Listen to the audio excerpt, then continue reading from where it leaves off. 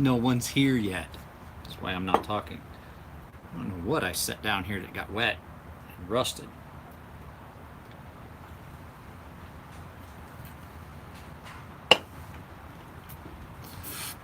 All of a sudden now there's two people.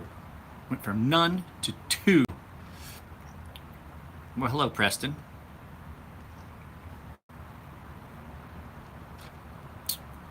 Get a few more people on here.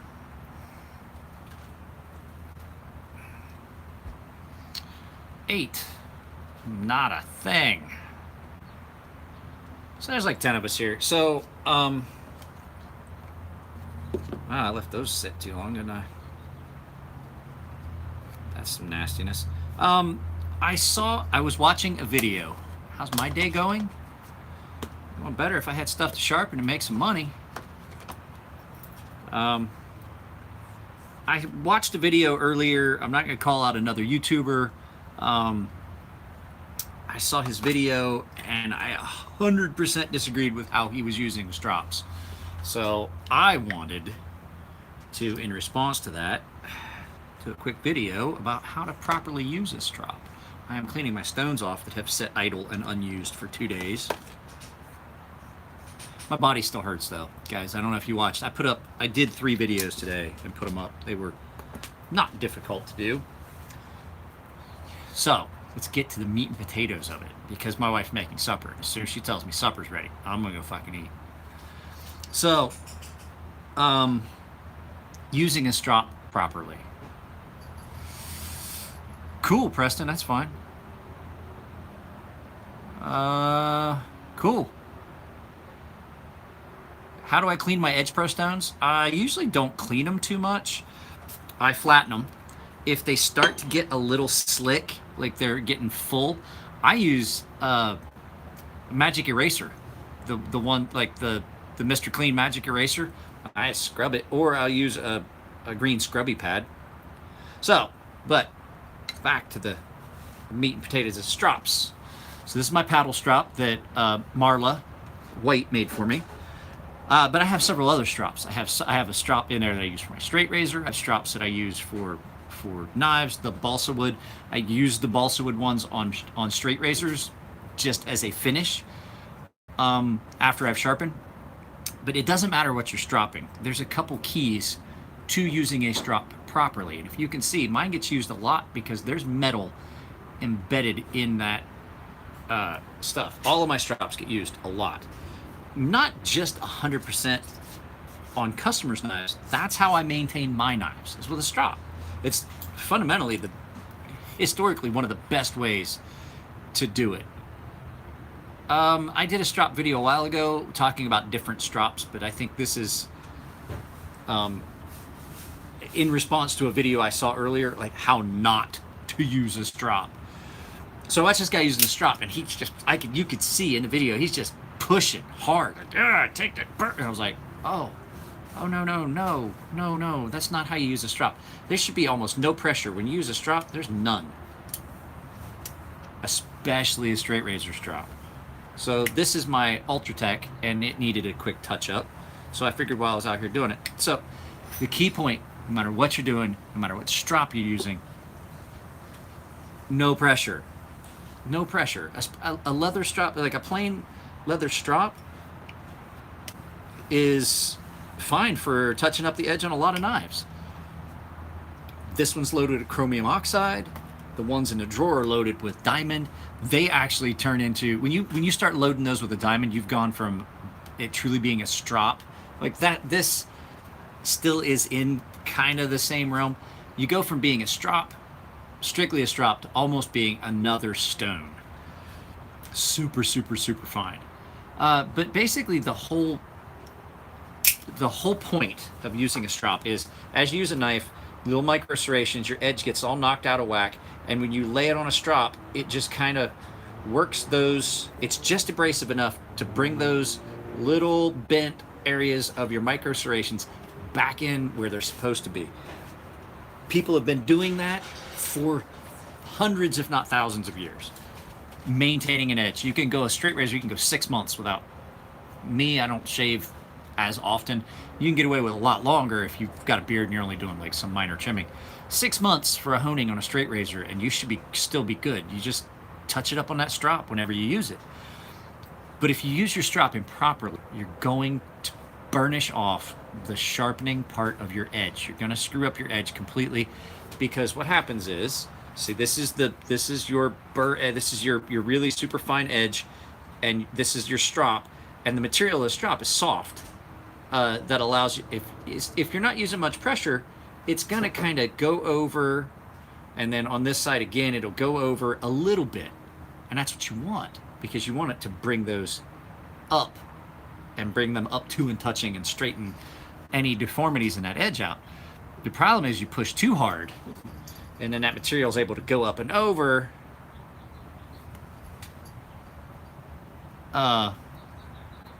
Go hippie knife lover, go back and watch. I did it with a fucking tomahawk. I've done it with a Bowie knife, and I've done it with a couple pocket knives. I've done it at least 4 times that I've shaved with something else. But at any rate, so when you push too hard on your strop, it allows that material to deform and come up all the way up over, and you're just dragging it.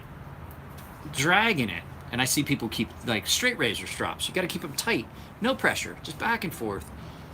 If you push too hard on your strop, you're going to have a problem, because you're going to burnish off the cutting portion of the edge. The other thing too is if you have strops that are loaded or not, it doesn't matter. If it's just a leather paddle strop, wipe it off, clean it off real quick. If you saw mine was wet, I had wiped it off with a little bit of clean water to catch any dust,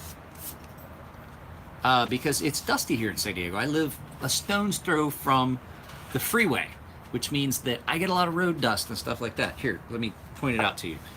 This knife has been sitting here, and if you can see all the dust that's on that, this knife has been sitting here for about 3 days. This was a gift. It's been sitting here for a couple days, and it's covered with dust.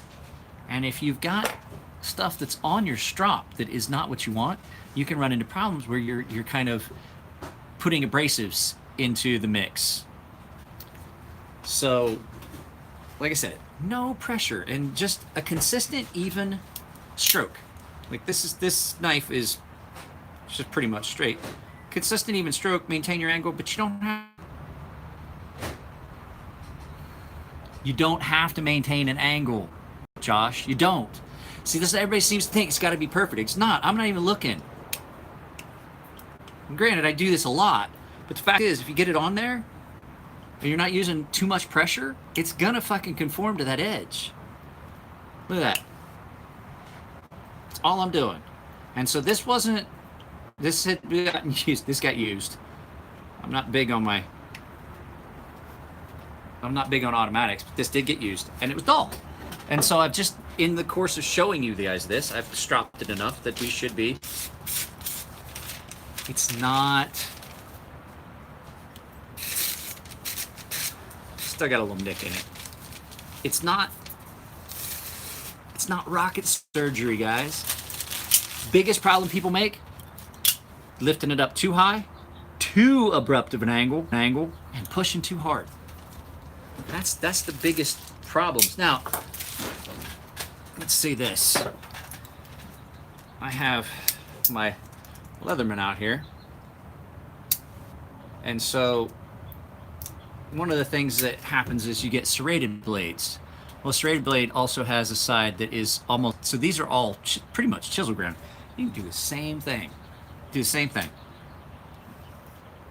Now, it is going to leave, you can see the tracks it leaves on it, but you're still stropping your serrated edge on a I honestly have to say this is the best serrated edge knife I've ever had. It's on my Gerber Easy Out. Is that what this one is? It's Gerber Easy Out, I think. My multi-tool. I've had this for years. It was issued to me. Let's see. How's this one? Whew, still sharp. So, I mean, I see people, the other thing I see people doing is not using their strops enough. I see them just throwing a knife back on a stone way before they need to. You guys have heard me say, I don't sharpen my knives very often. it's counterproductive. It's counterintuitive. If I'm sharpening my knives, I'm wearing out my stones prematurely and I'm costing my business money. That's why my kitchen knives are fucking dull sometimes, which pretty sure I hear machine gun fire. I bet. I bet they kicked off a new SEAL Hell Week. So you can strop a recurve like this if you need to, and you don't have to have a special strop. You can use the edge of your strop, just like that, right there. Just gotta be careful how you do it. There's so many things you can do with the strop that will save you time at the sharpening bench and keep your knives better and not take off so much material. If you're, who is Scott? I have no idea who that is. Text me later so I can tell who that is. So, like I said, it's a lot of wear, undue wear. Even if you're using, like, touching it up on a fine stone, even 1,000 grit, 2,000 grit, you're still removing material that didn't need to be removed. When you're doing a strop, especially a bare leather strop, you're not taking any material off. And if you're using a loaded strop, like the way I have mine stuff loaded with like 1 micron and half micron, you're not taking off any significant amount of material. But if you're using a stone, you're taking off material. Even though you're on a honing stone above 1,000 grit, 1,000 grit and above is what I consider into the honing range. You're still taking off material that doesn't necessarily need to be taken off. So,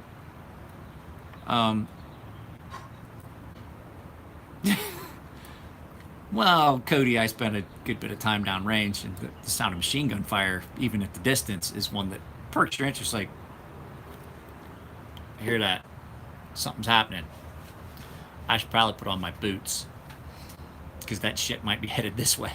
So, it's a good maintenance tool if used properly, and it can extend the life of your knife significantly because you're not immediately throwing it on a stone. I've seen so many guys like, oh, I've cut some stuff, but it needs sharpened. That needs sharpened. It needs stropped. It needs maintained. If I did that with my straight razors, holy shit, I wouldn't have straight razors left. Oh, I shaved twice with it. I didn't strop it, so, take a lesson from your barber. I've got straight razors that are over 100 years old, and it's because they didn't get thrown on a stone every time they got used. So, no, I will say there's some things that you just cannot strop out. There are. You cut into a staple, you're not stropping that out. But there's a chance that just because you hit a staple might not be nothing much big bound bear. I'm just explaining to people the problems that people experience either misusing a strop or just not using them. So, whether it be a loaded strop or not, I'm not gonna lie to you. I've heard people say that you can't do it, but you can strop. If you're patient, you can strop on a piece of cardboard, depending on the steel. I've used my leather belt as a strop in the woods, like out in the woods, and you've got, you're fucking hunting or something like that, and maybe you left your tiny little chunk of Arkansas stone that you keep in your pocket. You left that at the house, but I just told you. I haven't really looked that hard. I've still got enough left, Big Brahma. Josh, there is no maintaining correct angle, dude. As long as you're not getting it too high, and as long as you're touching the entire edge to the apex, you're good, bro. It's not that hard. It's not rocket science. I know you were in the Army, but for fuck's sake, bro. It's not that hard. I mean, it's not like sharpening, because like I said, the material's soft. If you've got a good strop, if you get one that's too hard, it doesn't make sense. So, you'll feel it. You'll know that you got it. If you got it too steep, you're going to be dragging stuff off. You're going to pull in the stropping material. You'll be scratching your strop. My sharpening surface is not that expensive. And a good strop doesn't have to break the bank. I told you guys for years what I was using. It's around here somewhere. Hang on, it's right here. If you've got an old belt that you don't wear anymore, you got a strop. Get a piece of wood. Screw that motherfucker down.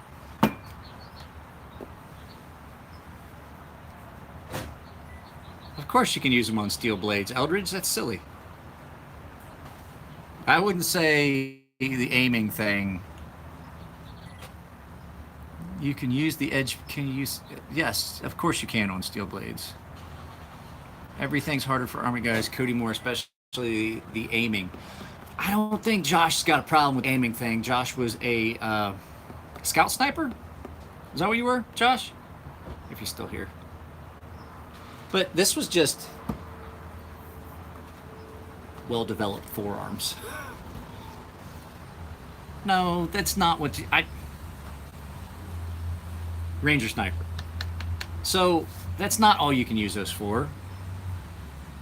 But this is just an old belt that I screwed. As a matter of fact, if you look hard enough, you can still see the belt hole, the holes in the belt.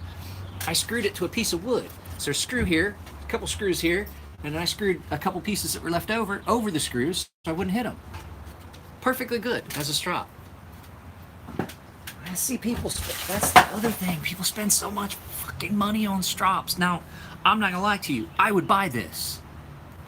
I would buy this, and I would have no problem thinking about buying it. But, you know, do I need it? The nice thing about this, it's got that rounded area that now I have something purpose-made for a recurve. Because it's got that rounded area that I can strop with. Now, is this ever going to be something that I'm really going to fucking work with? No, it's out here because it's kind of cool and it flips nice. It's a tack force. And it just looks cool. It's out here. I open packages with it. So, you know, people spend too much money on stuff they don't need.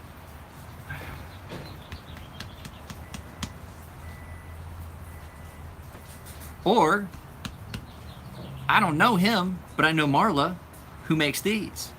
And it's MW Painter something. I don't know. I can't remember. It's in something somewhere. MW Painter 2000 or something like that. I can't remember. But a good strop can extend the length, the life of your edge. It can extend the life of your knife, and if you just don't be dumb about how you do it, you're good.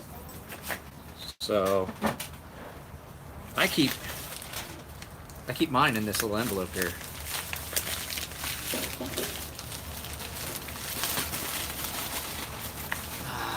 Some of us have had significant marksmanship training, but the fact is, it's going away because there's days that you don't need it anymore. What's happening? Apparently I've got to do homework, guys. Hang on. I need help. What? On the two ones that I didn't. This one? Both. Number 7 and number 8. Doris uses 8 pieces of fabric to make one scarf. Each side of the square fabric is 1/4 yard in length. Doris can buy. Doesn't make sense. Why is the kids' homework so goddamn hard? I don't know how to do this. This makes me look stupid. You're gonna have to wait, kid. You're gonna have to wait till I'm done. I gotta sit down and really read. That's complicated. Could I just leave it for right now? No, at least try to figure it. Read it a few more times. Try to figure out. I've been reading it for 10 minutes. Then read it for 10 more. No. Is it possible to anodize something red? Not in titanium. It's not. So, okay. So now we're on a. That's horrible, Cody. So now we're gonna talk about something completely unrelated, because I have had to answer this question a lot of times. Anodizing, the colors that you see anodized in aluminum are completely different. Yes, it's an oxide layer, but you cannot, just adding an oxide layer to aluminum will not change its color. What you do is you add an oxide layer, and then you open that oxide layer up, and chemically, you induce it, as opposed to electrically like I do with other things. You do it chemically, and you force this oxide layer. Well, the flip side of that then is, too, that oxide layer will then take a dye. And most people use just that RIT fabric dye. That's what most people are using to anodize, to color their. So the color has nothing to do with the anodizing. It 100% is an after additive to the oxide layer that you put on. Titanium, however, is different. You can electrically anodize it with an electrode and a cathode, force the outer layer of titanium to absorb an oxygen molecule or two and make an oxide. Actually, I think it's two. I think it's titanium dioxide. And at different voltages, you get a different thickness, so you wind up with SM100 doesn't like certain strops, depends on what strop. So anyway, what you wind up with is a crystal structure that goes on, and depending on the thickness, it refracts light differently. Well, the problem is that titanium absorbs pretty much all red light. It doesn't reflect it back. So you're not able to, how about you fucking take a quick ride on my fucking dick, you fucking army bitch. So anyway, when you do this crystal structure, you can get certain colors, and you can get something that's pretty close to pink, but it's really not. So there's no shades of red that are reflecting back out of that. So you can get blue, you can get bronze, you can get gold, you can get purple, you can get a bunch of other stuff, but you can't get red. So with red, that's why I use ceramic, because you're not going to get red out of titanium. And you can't anodize steel. It just doesn't work. So that's where the ceramics come in. So I'm probably going to trim it, but I'm not shaving it. Need a haircut too. Fierce. It's growing out on the sides. So yes, you can anodize red, but just not in titanium, and you can't do aluminum the same way. I've had so many people that's like, hey, I want to get I'm trying to read comments, sorry. It's like, oh hey, I want this knife, but I want to do red, and I want to do this. That's called oxide, not anodizing. It's a different kind of oxide layer. So that's pretty much it, guys. No, it's not bugging. I was trying to say, it's a completely different process. So I can do red, but it's going to be a ceramic coating, which looks pretty good. Actually, the ceramic coatings last longer than the anodizing, but they're not as vibrant. They're more of a dull color, because a lot of times you have to do it on a blasted surface, so they're more subdued. The red's darker, your green is darker, your blues are kind of weird. So no, I do not have I don't have a website, Meathead. So, I know it's Metalhead. Everybody gets a nickname pretty much. So guys, my wife just told me supper's almost ready. I just wanted to touch on that. Don't push too hard when you do a strop. I did another video about strops once before, but I just kind of was like, I saw a guy doing it. I'm like, no, don't, you're doing it wrong. So it's just something that I wanted to throw up. I just got to use neon that's not sharp. If it's not sharp, is the thing. I don't think that the neon you'd be able to. Well, Preston, if you want to send it to me, or my email and contact information is in the description of this, just get in touch with me, and I can take care of it for you. I can get SM100 ridiculous sharp. I'm one of the few people that can get. I've figured out a trick to it. I'm not going to tell you, but at any rate, I've probably sharpened more SM100 than most other sharpeners. So, at any rate, guys, got to go in for supper. Don't push too hard on your strop. Don't get your angle too high, and don't listen to anything Bender says. It's probably going to be a lie. All right, guys, take it easy.